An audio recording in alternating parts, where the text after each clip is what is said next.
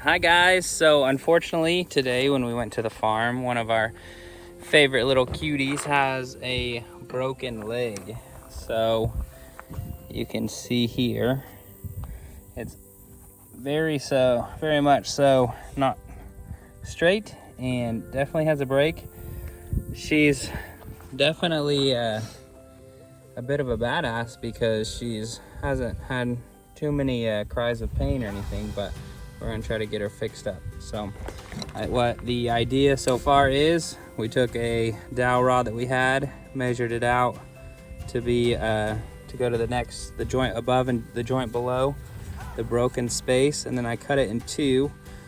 So the idea is we're just gonna splint both sides and then wrap it with some Coban.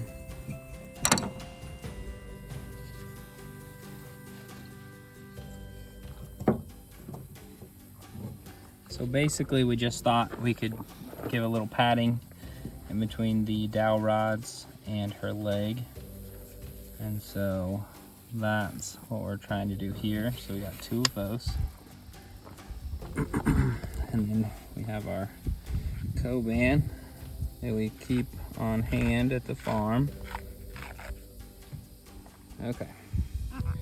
I know, poor baby. I know. So this is our final result.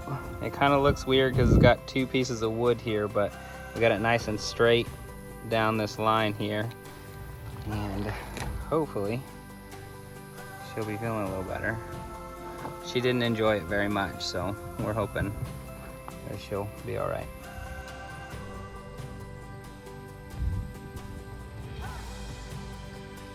She's in her little pen that she'll be in for the next couple days until we see if she's starting to improve or anything.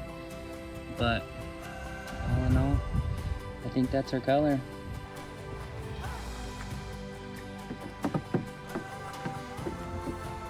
Oh, she's loving her new cast. So pretty.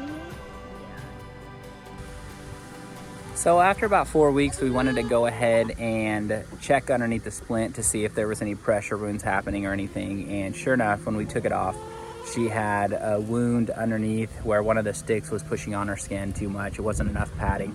So going back, we would probably put more padding on there from the beginning. But since it had been 4 weeks, her leg looked pretty straight, and we decided to go ahead and leave the sticks out this time.